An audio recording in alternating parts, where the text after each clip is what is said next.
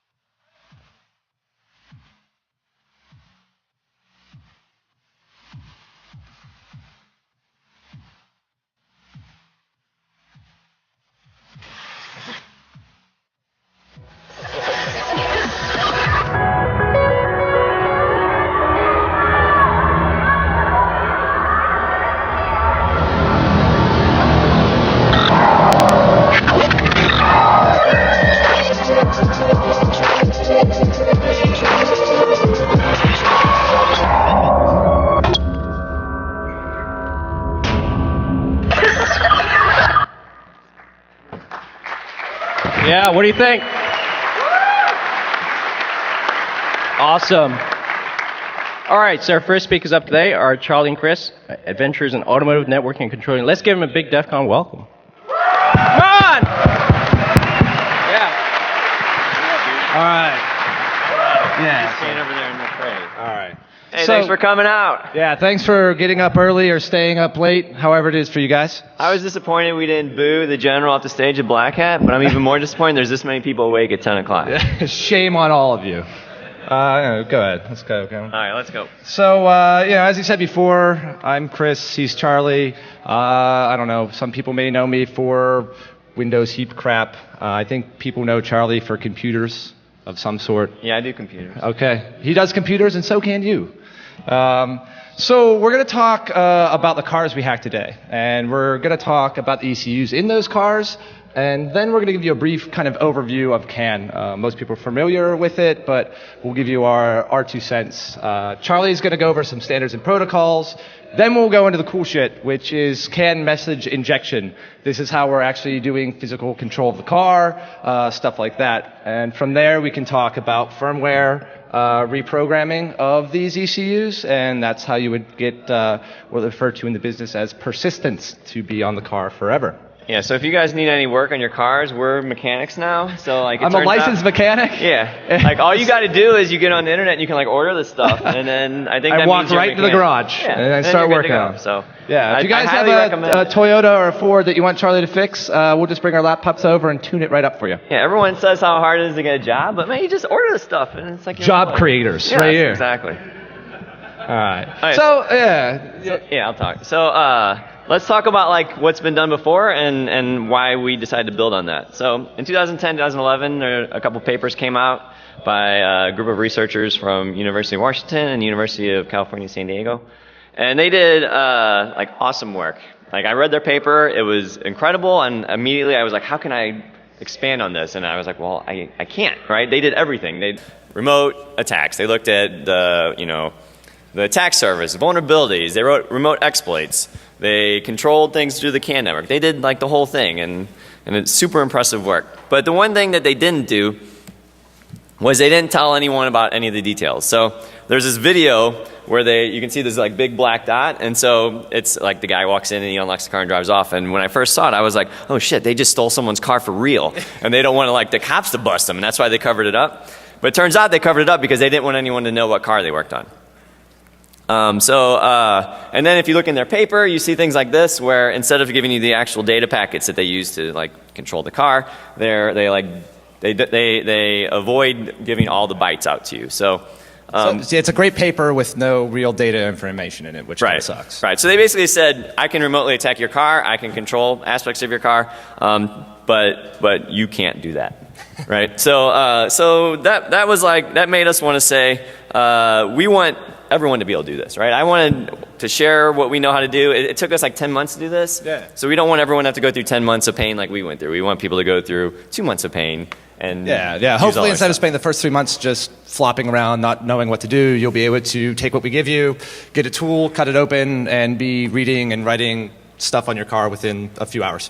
Right. And the other thing is so if I wanted to like actually attack you in your car, which I don't want to do, like you would have to do two things. You'd have to have a remote attack, which the university guys already showed. They showed remote attacks through the Bluetooth interface of a car.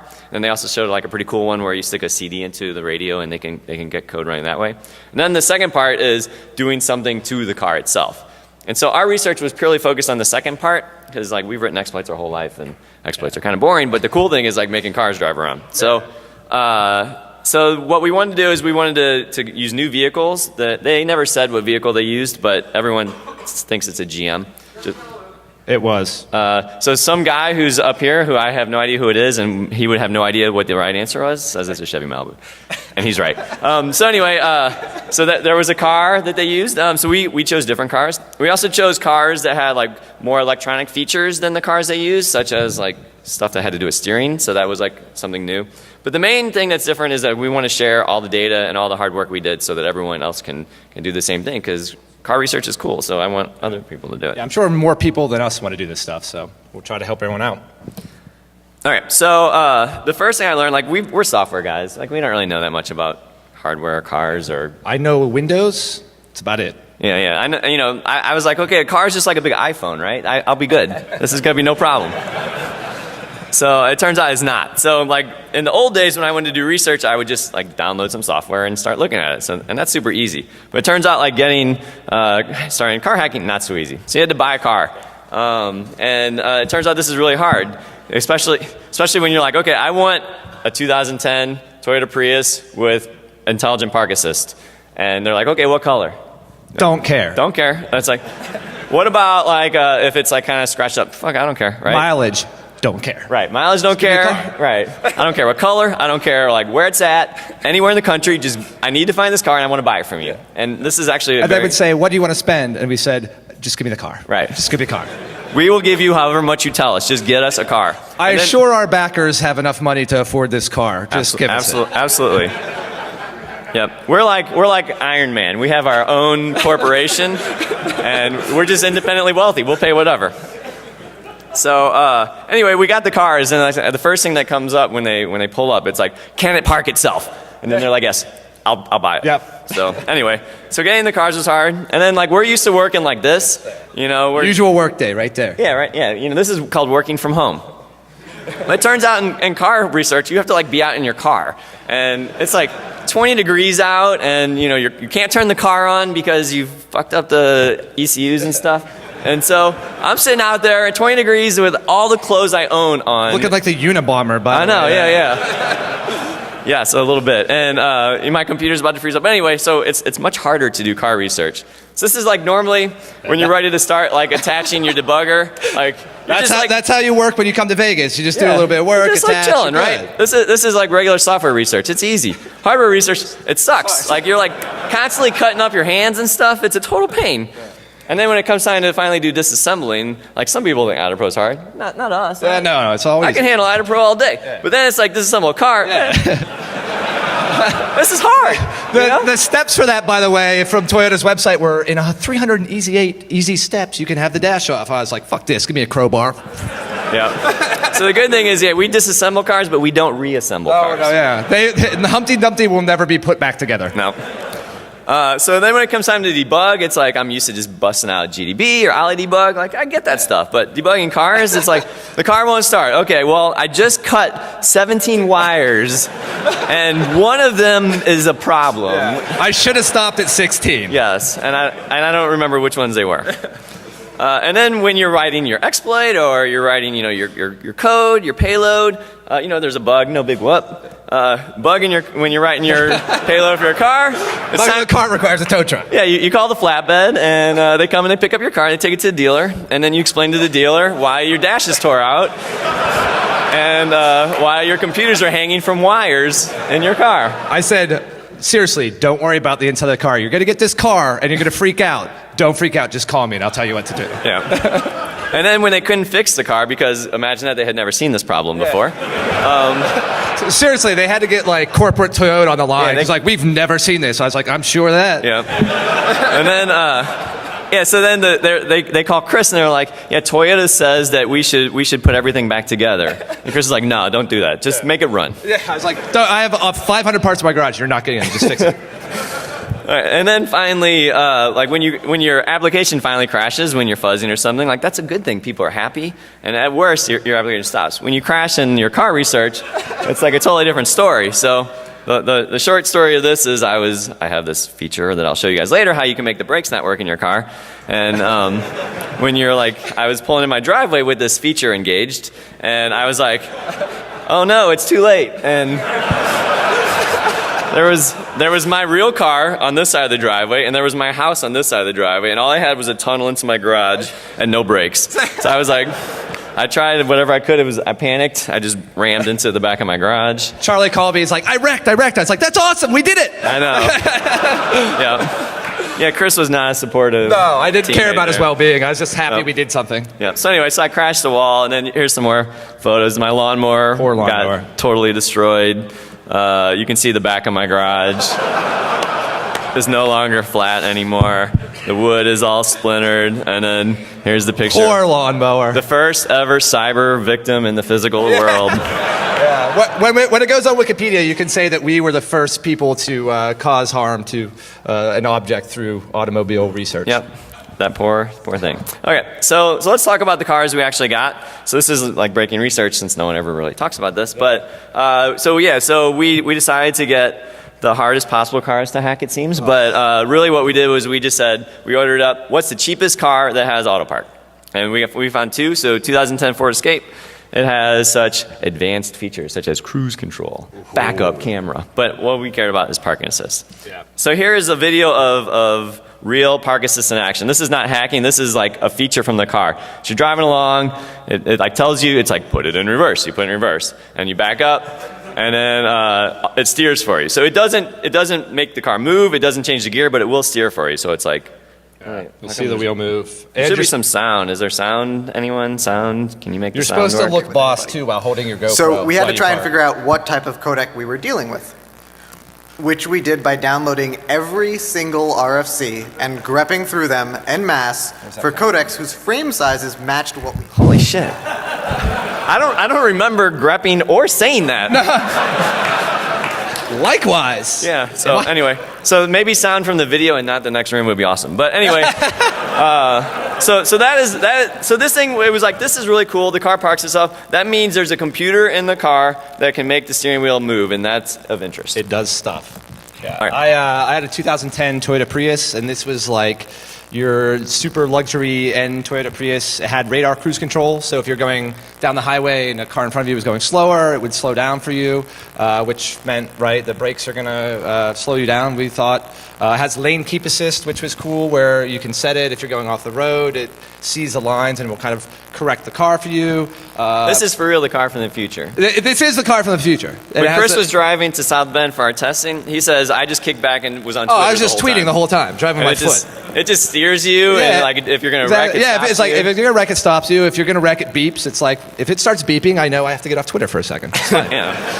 It had a pre-collision system, which again was really neat. Even if you had your foot on the acceleration pedal, it would do things like pre-tighten the seatbelt and apply the brakes if it thought you were going to wreck. Oh, and we're awesome. Cool. Thanks, man.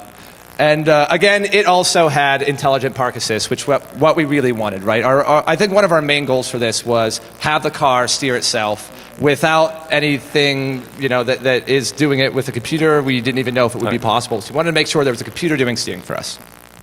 All right. So ECUs, or electronic control units. These control almost every aspect of your modern automobile, and that's especially true for the Prius. Like almost all of the Prius was controlled by computers, right? And these computers take input from sensors. Sensors tell you things like how fast you're going. And then they control actuators. Actuators are things that, say, clamp the brakes or put fuel into the engine, things like that. They're located kind of everywhere within the car. Like in the Prius, most of them were in the dash. Like the ABS one's actually built into the main brake cylinder, so it's like you can't just yank it out. You have to like take the whole car apart. So they're everywhere. And I think one of the questions that we always got was like, oh yeah, it's Unix or it's some kind of Linux on all these things. Like, it's not. It's just custom code on arbitrary hardware, and there's no like general thing that you can do. They're not running services. It's a computer that does stuff. Right, and it's you might know that, hey, there's a computer in my car because there's a screen. Well, there is that computer, but the thing is, there's like 30 other computers that you maybe don't know. And they're all interacting, and it's really hard to kind of figure it out. The ECUs on our cars were connected via a CAN bus, and basically all these computers are on the same bus. It's broadcast in nature, so every ECU that is on the same bus can hear and see every other ECU. So this is good because you can see all the traffic. It's bad because there's no real addressing, so you don't know where things are going or where they came from without physically like isolating one of these things. So one of the hardest things is we'd see all this cool traffic and then be like, I don't know where this came from, right? So while it's good and bad, it's good if you want to, say, inject into this network, because they don't ask where messages came from either. And as long as you're on there, you can send messages. And I think this is important to understand because I think a lot of the first feedback we got when we were doing this were like, oh, they're jacked into the car. They didn't do it remotely. It was like, it doesn't matter if you're jacked in or if you do it remotely. Once you're on the CAN bus, you're on the CAN bus. You can forge messages, do whatever. So if you pop a remote exploit, good. If you have a limited physical access, good. It's really all the same thing. If you compromise an ECU or you're connected in physically, you're all good. And I'm sure there's not like black bag teams that could just like clip 2 wires to a car and have a thing. But what do I know? Yeah. So the ECUs they basically talk on this network and send messages to each other, and different cars have different sort of topology. So like the Ford had 2 actual different networks that were sort of isolated, but some of the ECUs were on both networks, and I think the Toyota basically had 1. Yeah, it had 1, but then like another segregated one, but they all worked on the same speed and everything. All right, so then if you want to see what like an ECU actually looks like, this is from the Ford, the powertrain control module. So this is the one that controls like your engine. And the thing to like see here is there must be like 300 wires that run into this. And each of these wires like run to like, an oxygen sensor and a piston, or I don't know, some car thing. Lingo stuff. Right. So anyway, they're all important though. If you start cutting them, the car doesn't work anymore. But the point is, this is just a computer with like lots of wires that run into it. And if you rip it open, it looks like this. So you've got like basically one chip, and then that's like the the CPU, and then like lots of other little chips that are like memory and stuff. So that's the inside of what an ECU looks like. So the CAN network. We were interested in CAN specifically. We're aware that there's Lin and FlexRay and several other things, but we want to look at CAN. We knew both of our cars would have CAN, so we figured it out. The IDs can really be 11 bits or 29 bits in length, and the IDs are what the ECUs use since it's broadcast to say which message is for me. And Identifiers. What's that? Identifiers. Yeah, they're identifiers. And then the data can be 0 to 8 bytes in length. We'll talk more a little bit later how you can actually send more than that, but generally you're going to see 0 bytes and up to 8 bytes. And the CAN identifiers are actually used as a priority field, right? So to figure out arbitration on the bus, the lower IDs have precedent over higher ones. The highest priority ID on a CAN bus for 11-bit is zeros, right? So again, broadcast in nature, they have these IDs. You can kind of look these IDs up, categorize them. We spent a lot of time just figuring out what certain IDs were by spending hours and hours and hours and months in the car. Right. So yeah, instead of sitting in front of your computer, I would drive up and down my street all night and parallel park my car like 200 times. People had to think I was like a prowler in the neighborhood because I would just circle the block for like 4 days straight. Yeah. Like with a laptop in my hand, cables over my shoulder. And the lovely Pittsburgh police actually stopped me once and just saw me with cables and shit everywhere. Like, bro, I got to ask, what the hell are you doing? I was like, oh, I'm hacking cars. So they're like, that's cool. I was like, have a good day. And he actually told me, I'd tell you to drive safe. I was like, yeah, I know.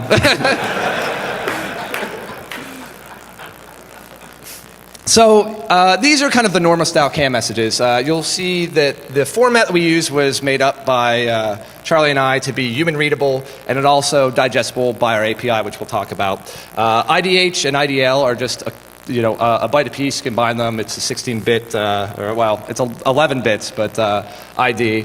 And you see there's one from the Ford Escape. It has 8 bytes. There's one from the Toyota. It has 4 bytes. The Toyota really liked putting a checksum as the last byte. So if you look at the Prius traffic there, the last one's 95. That's IDH plus IDL plus length plus data, which is 33, A8, 0, and then it's a one byte checksum. This happens a lot. If you don't set that checksum right, messages are ignored by the ECU. So when we're injecting traffic, we had to make sure to always fix the checksums for each message we sent. The other is diagnostic examples. You'll see here how it's IDH 07 and IDL 60. That's an address. Each ECU is going to have this diagnostic address. And this is, although the CAN bus is broadcast in nature, you can actually identify individual ECUs by this address. The reply back from the ECU is always going to be 8 greater than what the ID was before it, right? So it's 0768.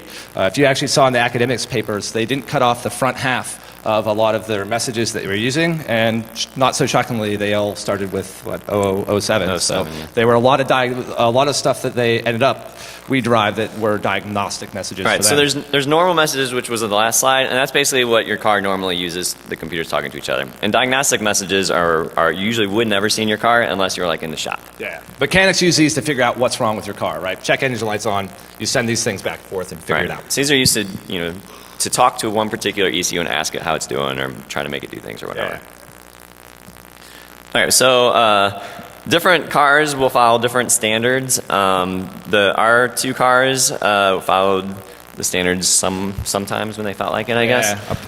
So they don't like breaking the standards. They just did all their own thing, however they want to do. Yeah. So the first standard you need to read if you want to figure out what this traffic means is ISO 157652, which is better known as ISO TP. So this is basically a way you're like, yeah, so you can only send 8 bytes in a message. Like, that's kind of weak. And then, like, especially if you want one for a checksum, so it's going to be hard to communicate in only 7 bytes. So ISO TP is a way to send more than 8 bytes at a time over those 8-byte messages.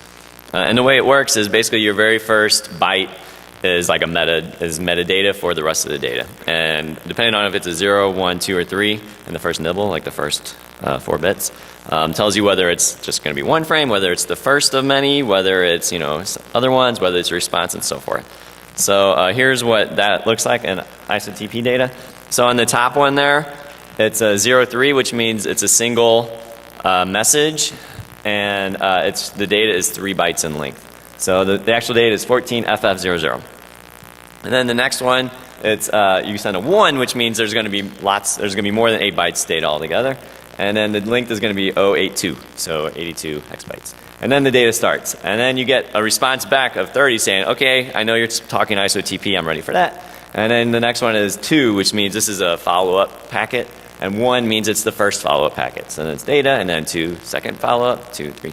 And we explain this in much more detail in the paper if you want. Yeah. So the paper we're going to release is like 100 pages. It's just like full of information. So if there's ever anything you want to If you ever wanted to be inside Charlie's brain, you can read this paper, and it's just like that. And it's going to be just as boring. So anyway, that's the way that like you're going to see data actually on the network if it's ISO TP.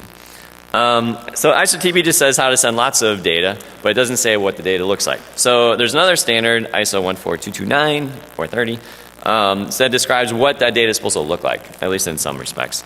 So the thing is, each ECU may or may not implement the things in that standard, and when they do, even that, it's just like sort of the first layer, and then there would be actually more data that you would have to understand. And so the standards sort of help you like learn the first like 3 bytes out of 20 bytes, but after that you're kind of on your own.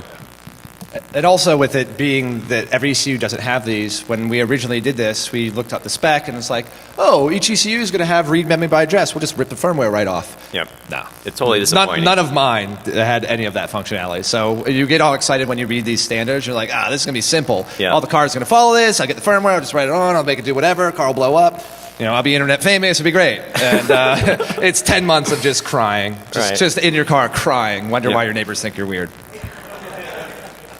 Couldn't have said it better myself. So here's an example of some of that ISO in action. So here you're trying to establish a diagnostic session with one of the ECUs. So here, like the O2 is the ISO TP part. It says there's going to be 2 bytes of data. And then you got 10.03. The 10 says diagnostic session control, and the 3 says extended diagnostic session. And then the EC replies back. It always says if it's successful, it adds 40 to the number that is the I forget they're called ID or I can remember. Service number? Oh yeah, it might be service number. So anyway, so 50, and then it repeats the 3, and then it sends some more data. So this is what it looks like back and forth communications with these diagnostic packets. Anything else I want to say? No. Okay. So then here's one that's actually pretty interesting. So in order to talk to the ECUs and make them do things, you need to authenticate to them. And to do that, you use this thing called security access. And so security access rolls like this. So again, 2 bytes data, and then 2701. 27 means security access. 01 says I want the first level of access. There's like multiple levels you can get to. And then the response back from the ECU is these 3 bytes that are highlighted. And this is a seed. And the idea is this is just some random number, and then you have a secret key. And you can do some crypto algorithm with their seed and your key, and end result of that is 3 more bytes that crypto algorithm. Yeah, yes, crypto, in quotes. So then you send them back the 3 bytes that you've generated, and that proves that you have the key, so they know to trust you. So here I send back the 3 bytes that it expects, and then it says 67, which is 40 plus 27, which says yes, you are now authenticated at level 2, which is like the lowest secure level you can be at. So anyway, that's the part that makes it, if you wanted to do cool things, like we sat around for a long time trying to figure out how to get it to do security. Yeah, we sat for quite a bit doing that. But luckily, you won't have to. Exactly. Okay, so here's some more things that you can do to ECUs with diagnostic sessions. Input-output control is one that's kind of cool. It's like you can tell it that suppose that your sensors are reading one thing, like pretend your sensors are reading one thing, or you can ask it like, what are your sensors telling you, and stuff like that. So you can see it here, it's 0307, which means that is the control to be tested. That's supposed to correspond to some sensor, and you don't know what that is. Like it's not part of the standard. It's just proprietary. So you each manufacturer, each model can be different for this stuff. Right, and then there's even more data too. So if you don't know all that, the ECU is gonna be like, I don't know what you're talking about. So that's why it's hard. This is one of the services that's basically do stuff. Right. And then here's some, so PIDs was the thing, that was the 10 and the 27 stuff. Yeah. Anyway, so here's some of the other ones that sound really cool. Routine control is pretty cool. It's like RPC? Yeah, it's like RPC for, on Windows or something, except it's on an ECU. And then there's other ones like request download, request upload, I'll talk about later, to update the firmware. Yeah. And then, like Chris said, there's these ones that are like, read memory by address. Like, sweet, just dump the firmware. But that never works. Yeah, that, it does on some, but certainly not ours. But no. Yeah, you would Google read memory by address, and there would be all these guys who are tuners trying to rev up their car. Yeah. Like, oh yeah, it totally works. Blah blah blah. Yeah. Like, I wish I had that car. Everyone's like, oh dude, the tuner community. So I was like, well, guess what? We're not trying to do that. We're trying to just get the firmware off because we just want to reverse it. And no one's tuning a Toyota Prius. Yeah. So it's not like I had an option for this, and I don't think anyone's on the Ford Escape on track day. So. No one cares to tune their Ford Escape. So we had some hardware tools as well, and our main thing that we used was an econ cable. You can buy these things for like $200. Unfortunately, they don't have direct ODB2 access, so we kind of had to find the wiring schematic on their website, cut some wires, and put it into an ODB2 shell. So basically, we turned this thing into our own personal ODB2 reader and writer, which was great because Ecom provided an API, and we augmented it and wrote all our stuff that we're going to release, where it makes it very, very easy to read, filter, write, store externally, bring it in from external files, and all that kind of stuff. And we were very proud that we could cut those wires and attach. When I cut those wires and like hooked it up to the ODB2 thing and it worked one day, I was like, hardware hacker. Absolutely. I actually was so bad, I had him mail me one. Yeah, we met in South Bend for a football game, and I brought him one out in a box. I was all happy about it. I used a Cardac Plus as well. It's a J2534 pass-through device. These are what mechanics use. It's kind of a medium between the manufacturer's software and the ODB2 port. This was really cool because when some bad things happen to my car, I could like clear the DTC codes. I could perform some level of maintenance, things like that. It was really good because I had the Toyota tool, had it hooked up, and you can buy a Y-splitter for your ODB2 port. And I ran this tool, but had our ecomcat software that we wrote sniffing. So it's awesome. Like I'd make the tool do stuff, and then sniff it, and then analyze the packets, and say, oh, okay, this does this, and we'll talk about that more later. Those are just the ODB2 shells with you get a bunch of little pins in them. They're like 50 cents. If you're going to do this, buy like 20 of them. They end up breaking from time to time, so just get a bunch of them. This brings us to the software that we had. The first thing, the tool that we wrote is a thing called ecomcat. You can probably guess why we named it that. Because we like cats? Because I'm allergic to cats. Obviously, they all know that. It was our Swiss Army knife. This is a thing that we kind of started writing. I was writing some of it on a plane, so when you read the code, our string parser for this is actually a state machine. Because I was like, I couldn't look up, I didn't have internet, and I couldn't look up any of the documents. So I was like, I know how to write a state machine, I'll just do it that way. This can read and write to the CAN bus. It can store output from the CAN bus into a file. It can read from that file and write it onto the CAN bus. It can do levels of filtering for IDs. So say you figure out an ID for steering, and you want to isolate it and only see messages from it on your screen because you want to see what happens when you turn the wheel, which is a lot of what we did, right? You're looking for reactions in the data bytes for things you're physically doing in the car. This does it all, and it's probably a bit of a mess, but you should be able to kind of look through it and figure it out. Yeah, we're going to release this like this weekend or something, and paper and everything. Then we have our ecomcat API. And ecomcat's written in C, and the ecomcat API is also written in C. Again, this is API functions for abstracting a lot of ecomcat. So instead of having to change. We have defines at the top for the ID that you want to look for. Ecomcat API is actually in Python. Oh yeah. I'm sorry. Obviously, he really worked hard on that aspect of the project. I've been asleep at the wheel for far too long.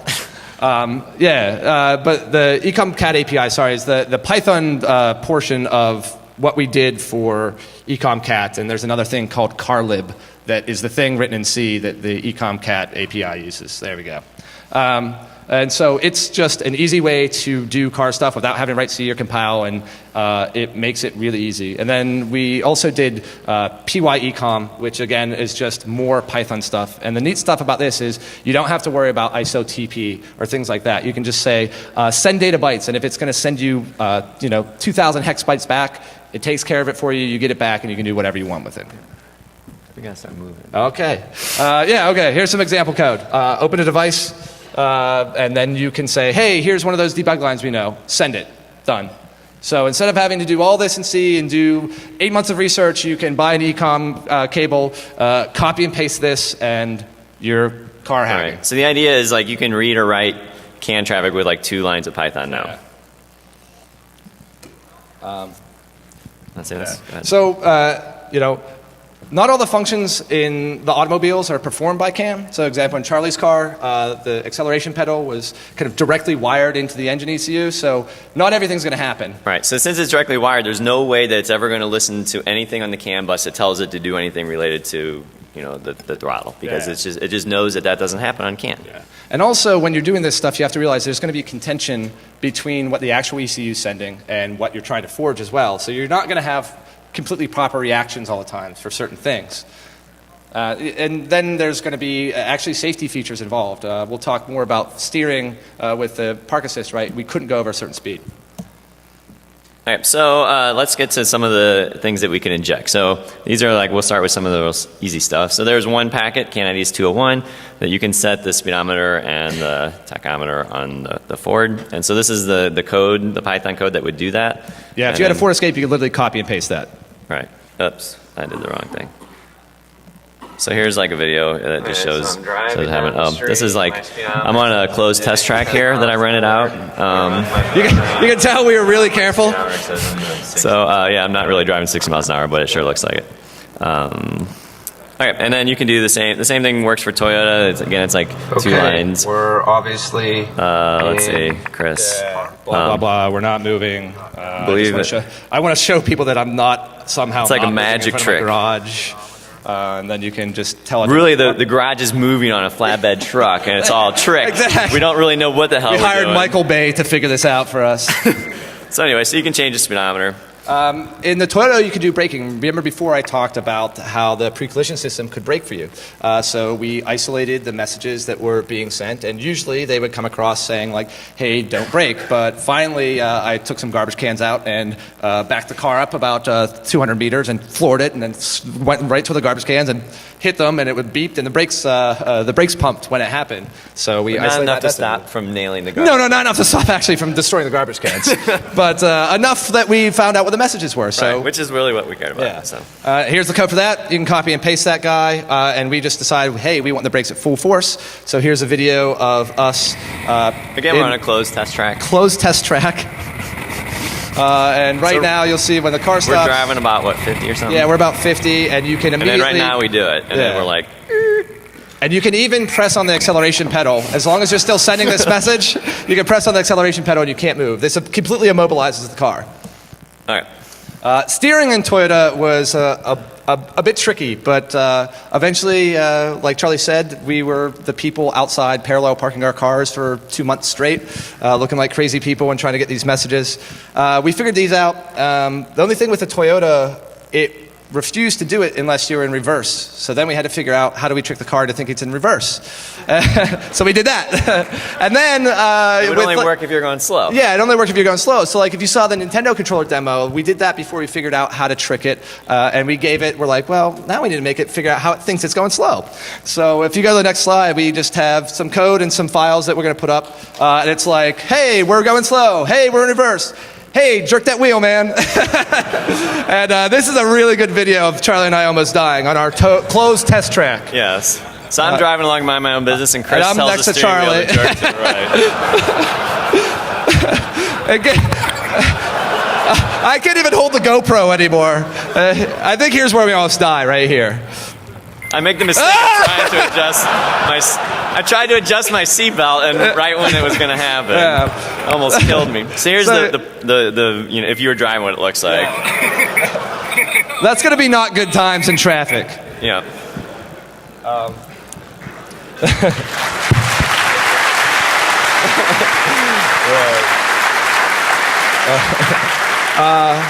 right.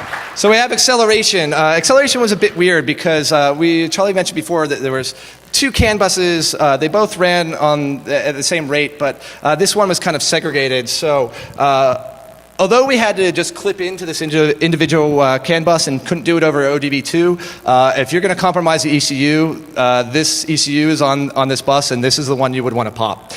Basically, I found out that, hey, here is what happens when you send these messages, and it kind of simulates pressing the acceleration pedal. Unfortunately for the Toyota, it's hybrid synergy drive, so yeah, you can play it. So we're going to tell it that the accelerator is all the way floored. Yeah. And so what you'll see in the video is Chris will be driving, and he'll pick his legs up, and if you look super close, you can see actually the speedometer start to go up. You can listen to the engine too if the sound is good. Yeah, if there's sound. Yeah, try to listen to the engine, I guess. So his legs are not on the accelerator right now. You can see I'm a bit scared. And then notice this, we stop, but you can hear the engine is still at full rev. Yeah, you can hear the RPMs are way up, right? And then he can't turn off the car. And you can't turn off the car. And this is the last time that car has ever started. Still fucking No, driving. seriously, if we would have filmed this 2 seconds longer, you heard a pop, and I was like, that never happened before. And it just died. We actually blew up the inverter, and it's going to cost us $5,000 to like get it out of the shop. And they're like, we've never seen this happen. And I was like, yep. Luckily, yeah. Luckily, Stark Enterprises is going to foot the bill, Yeah, right? Stark Enterprises has our back, so we're all good. So anyway, that was all stuff we did by injecting normal CAN traffic. So that's the traffic you would normally see. Now we're going to look at if we start to do diagnostic things. Again, we had to first figure out how to get around the security access. And basically the way we did that was, for the one, this is like really funny. One of the ECUs actually didn't send a random thing. It just sent the same thing every time. So you could just watch it once and replay it. And in the paper, you can see the explanation of why that happens. But the other ECUs really do send random things. So you can't like brute force it. You can't like replay things. So what we did was we bought all the tools the mechanics use, and then we reversed them. Along with the shirts. Yes. So, felt good. So anyway, this is the IDS tool you can get from Ford. Only qualified mechanics can use this. So then you can start to like reverse it. And we're good at software, so this was like the easiest This was part. the easiest part for us. It was great.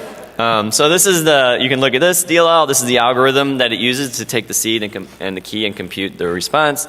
And then you can actually find where they store all the keys for all the cars in the DLL.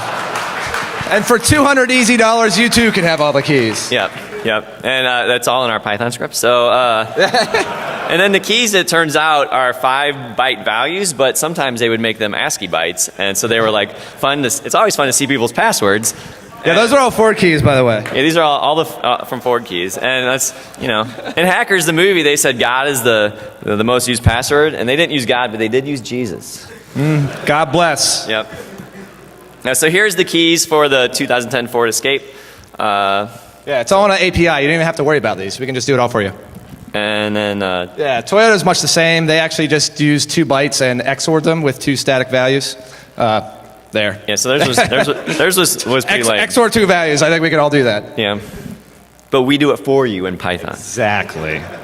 So then you can start to send these diagnostic ones. So here is killing the engine. I'm driving up a hill, and then I kill the engine here, and then you can see like we stop, and then I'm trying to start the car, but it won't start, and so I'm rolling downhill. Did you kill the engine? And my son is actually filming it, and he's talking to me. Anyway, so you can kill the engine anytime you want, and it won't ever start again until you turn that off.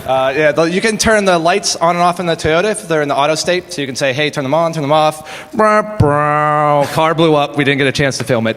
Check the paper. We'll have a Python script. You can look at how to turn the lights on. We were going to film this right after the acceleration video, but instead... One more video, and then we blew the car. We don't have a video for that. Okay. And the Ford, you can you can take out the ECU that is in control of all the lights in the car. And so here is an example of that. The smart junction box. talking. So here's my lights.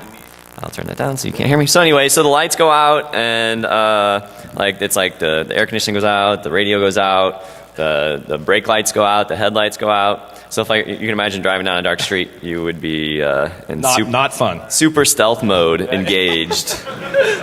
You can see me like, I can't get out of park either because the electronics to control the thing that stops you from jamming it into gear wouldn't let me out of park either.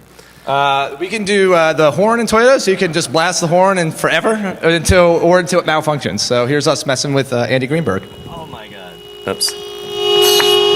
What happens if I can't do anything about this? So yes, you cannot do anything about it. Cannot do anything Even if about you turn off the car, the horn still plays. Yeah, if you turn off the car, the horn still is going.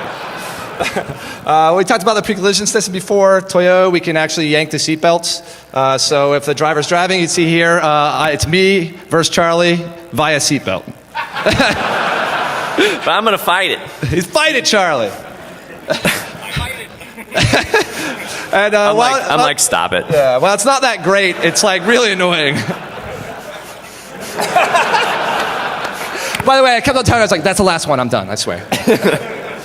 You can unlock and lock all the doors in the Toyota Prius via the CAN bus. Again, we meant to do that video, car blew up, we don't have it. Check the paper, I have a script, 5-line Python script, unlock and lock all the doors. And that would be great if you had a remote, right, and wanted interior access. Right. Fuel gauge. Fuel gauge. Yep, we can tell the Toyota it has as much or as little gas as we please. If you see in this video, we actually have a quarter tank of petrol, and now we have a full tank. I think this would be actually a good joke on your friends, to tell me always has a full tank of gas. So here's one for the Ford that I made Chris wet himself on. So he knew that I was going to make the brakes not work, but he didn't know that it comes with this super loud, scary sound at the same time. I have a lot of cackles, but you'll see in this video, this is my I'm deathly afraid cackle. We're not stopping. So this only happens if you're going like 5 or 10 miles an hour. But imagine that the orphanage let out that day. Yeah. So he's going to come park over here. That's the noise. And now we're over the curb. Now we're driving into the weeds. Now he's I even tried on. to use my left foot. I didn't know what to do. Right foot didn't work, so I tried my left foot on the brake. Yeah. It turns out the brakes are disabled for either foot. Yeah. All right. So we're like pretty much out of time, but you can actually dump the firmware. There's just check out the paper for details, and you can reverse the whole thing, disassemble it. So here's just a video that shows I will rewrite the firmware of an ECU so that it continues to send out a packet even though I'm not connected anymore. So port for a second. I run my program. And then I can pull out. So now I've overwritten the ECU firmware, so now I'm not connected anymore to the OBD2 port. So now what's happened is the reverse camera is still on, even though I'm going forward, again on the closed test track. And so even though I'm driving, I'm not connected to the OBD2 port, the packets are still being sent by the ECU that I was able to rewrite the firmware for. And in the malware game, I believe this is called persistence. This is called advanced persistence. Yes. Yeah. No, so that's a big deal because that's the difference between just spoofing CAN messages and then completely taking control of a computer that exists in that car and making it do stuff. So those are the things that are like the scary stuff. Yeah, Toyota reflashing is astronomically weird. Check out the paper. I think I wrote like 14 pages on how you reverse their file format and all that other stuff. All right, so then if you want to know, like, well, now what? So the good thing is now that we release the data, you can actually think about how you could stop these attacks. So a couple things really stick out. One is that you should never, so the normal packets are very regularly scheduled, so you can always, and we flood the network. Yeah. So if you see floods going on, then something's going on. This is like a histogram of what you would expect. But really, when we would attack, it would not look anything like this. And then also, you probably shouldn't see diagnostic packets while you're like driving around on the highway. Yeah, disabling the brakes via diagnostics probably shouldn't happen when you're driving. Yeah, I think. That's just us, but we're not. Hey, we're not car experts or anything. Yeah. And then we gave our white paper to Ford and Toyota, like a few weeks back. And Toyota issued this statement that says that they don't consider this hacking. We're not hackers, and we didn't hack the car, so no big deal. Yeah, no whoop. And it says that we can do this, and it says our focus is to stop the remote part, and they don't care about this local stuff. Yeah. And they have like these super expensive R&D facilities, just like us. Yeah. They have test tracks as we. Yeah. And so I mean, sort of the takeaway is that they really focus on remote attacks. So. In other words, that's the same thing. You have a firewall and you have AV. Don't worry about it. Nothing's going to get in. Yeah. So that's basically the way their cars are run, which is cool. So anyway. Stuff. Yep. So check out the paper. It's got everything you want to know about ECUs. And if you're really interested, check out the paper. It's 101 pages, all the code, all our data, everything. Like you're gonna get everything, every brain dump that we've ever had. So we hope it helps everyone get in the game. Yep. Thanks a lot, guys. Yeah. Thanks.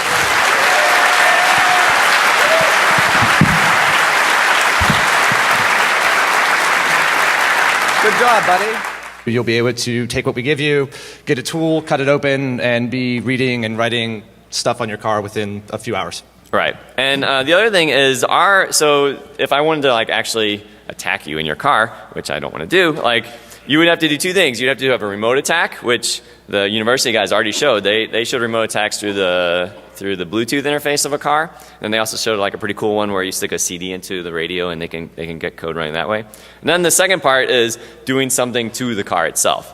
And so our research was purely focused on the second part because like we've written exploits our whole life and exploits are kind of boring. But the cool thing is like making cars drive around. So So what we wanted to do is we wanted to use new vehicles. They never said what vehicle they used, but everyone thinks it's a GM. It was. So some guy who's up here, who I have no idea who it is, and he would have no idea what the right answer was, says it's a Chevy Malibu. And he's right.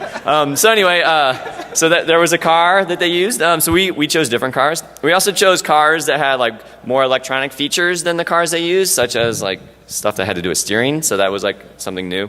But the main thing that's different is that we want to share all the data and all the hard work we did so that everyone else can do the same thing, because car research is... Charlie's going to go over some standards and protocols. Then we'll go into the cool shit, which is CAN message injection.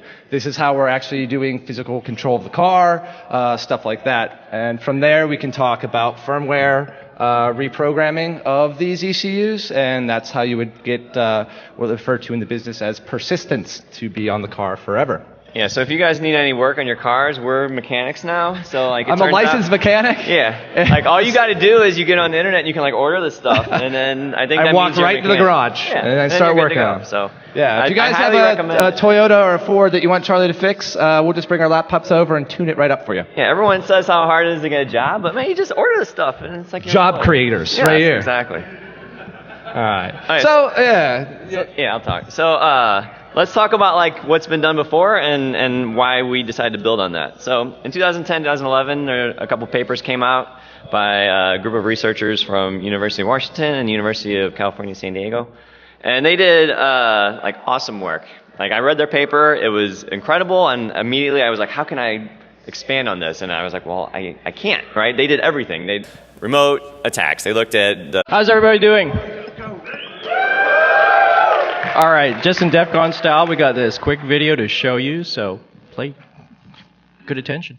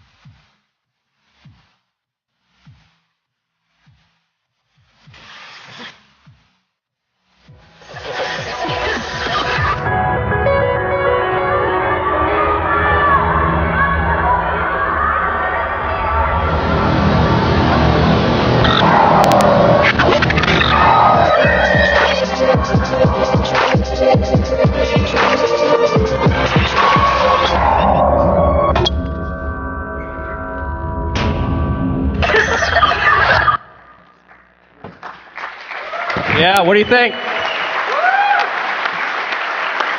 Awesome.